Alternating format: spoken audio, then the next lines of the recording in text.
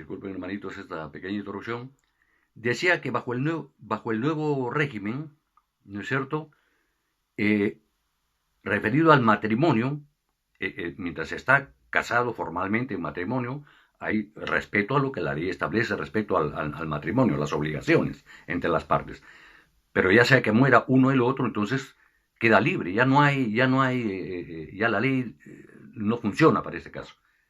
La persona o define o seguir unida a Cristo para servirle al Señor, ¿no es cierto? O puede tomar, esperar un tiempo y tomará un nuevo esposa o esposo según sea el caso. Que es, por supuesto, muy fácil de comprenderlo, hermanos. Por eso los animo a que sigamos, hermanos, escudriñando la palabra para que nuestro crecimiento sea sólido. Muy bien, hermanos. Entonces, dicho esto, ahora tenemos que pasar al desarrollo de la lección 4C. Entonces, aquí en la lección 4C tenemos la estrategia misionera de Pablo y la nuestra. La estrategia misionera de Pablo y la nuestra, porque todo es un aprendizaje, todo es enseñanza. Pablo con Timoteo, Pablo con Silas, Pablo dejando enseñanzas de lo que ocurre en cada sitio y dejando sus maravillosas cartas para que nosotros también podamos nutrirnos de sus experiencias, muchas de ellas vigentes hasta nuestros días. Hermanos, el tema aquí es, para esta lección, y en parte para la lección anterior, adentrándonos al estudio de esta maravillosa carta a los romanos. Repito, hermano, no te pierdas esta maravillosa oportunidad de leer tu carta, tu partida de nacimiento a la verdadera libertad en Cristo, hermano. Dice aquí, primer punto, al reflexionar sobre los 3 viajes misioneros de Pablo, ¿qué resalta como absolutamente básico en toda su estrategia y qué deducimos de ella? Leamos nuevamente lo que Pablo escribió en su carta a los romanos, capítulos 10, versículos 13-15. Versículos 10, 13-15. Romanos 10, 13-15. Romanos 10, 13-15.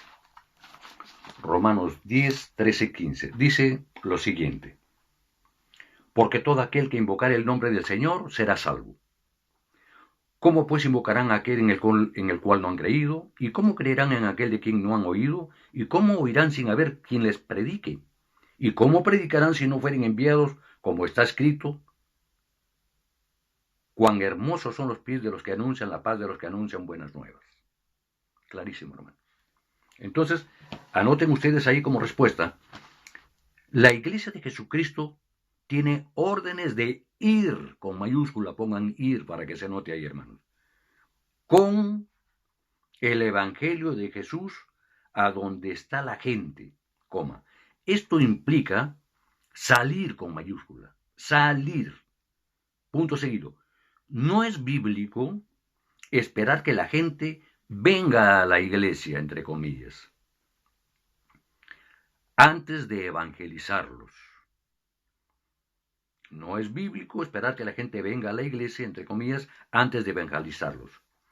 Pablo basó su ministerio en la obediencia a este principio fundamental.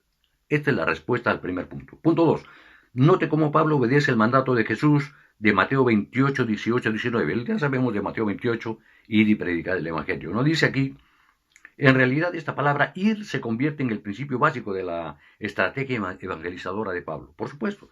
Pregunta, ¿cómo destaca Jesús este principio en el ejemplo del sembrador? Marcos 4.3, ya lo hemos leído en Marcos 4.3, la parábola del sembrador, hermanos, aquí. ¿Y qué nos enseña sobre lo que es esencial para nuestra evangelización?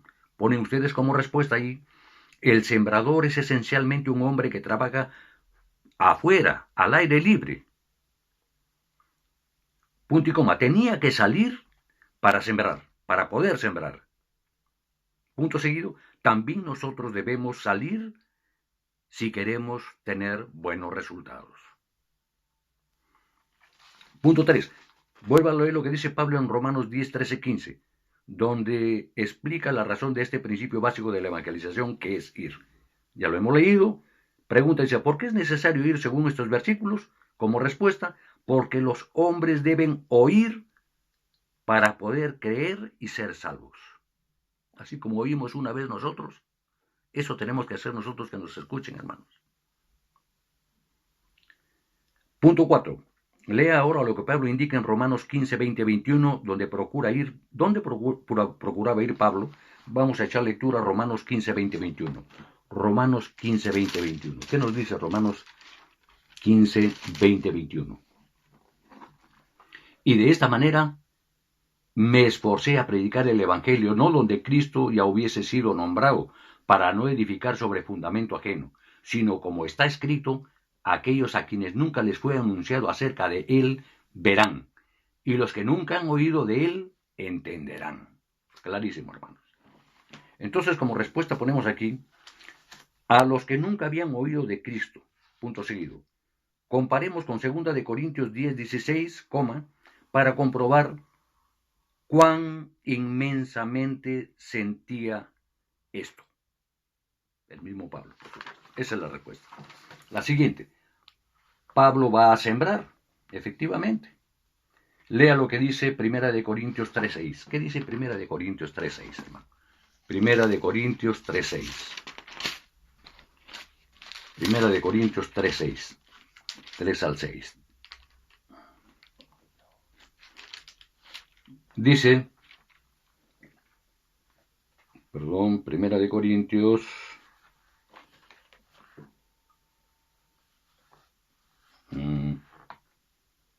3, versículo 6. 1 Corintios 3, versículo 6. 1 Corintios, disculpen hermanos este lapsus, lea lo que dice él en 1 Corintios capítulo 3, versículo 6. Capítulo 3, versículo 6. Yo planté, Apolos regó, pero el crecimiento lo ha dado Dios. Clarísimo, hermanos, muy ilustrativo. Muy bien. Entonces, pregunta aquí, dice, según este versículo, ¿cuáles son las dos preocupaciones que debe tener un agricultor para hacer crecer su semilla? ¿Y qué representan estos principios de nuestra siembra del Evangelio? Primero, ponen como respuesta, debemos salir a sembrar o plantar la semilla, lo cual representa la necesidad de evangelizar. Y en el inciso 2, debemos regar la semilla una vez sembrada, lo cual representa la necesidad de enseñar y preparar a los nuevos cristianos que son producto de nuestra evangelización. Esa es la respuesta, hermanos. Dice, busque Hechos 19:20. Nos estábamos refiriendo a su momento a la lectura necesaria de Hechos 19:20. Hechos 19 está referido a la predicación en Éfeso, que ya lo acabamos de describir al comienzo. Y el 20 que es referido a la evangelización de Pedro, al ministerio de Pedro en las regiones de Macedonia y Acaya, hasta Troas y hasta Mileto, ya cuando está de retorno de su segundo viaje. Ahora, dice aquí en el punto 6, ¿cuál de estos dos referido? Una evangelización continua y una capacitación continua. ¿Cuál de estos dos principios está contenido principalmente en el inciso A? Hechos 19, 8, 10, la evangelización continua. Y en Hechos 20, 20, 31, 32, la capacitación continua. Punto 7, inciso A, el crecimiento en la iglesia de Éfeso y en sus alrededores. Hechos 19, 10. Dice, el tema es el siguiente en el punto 7.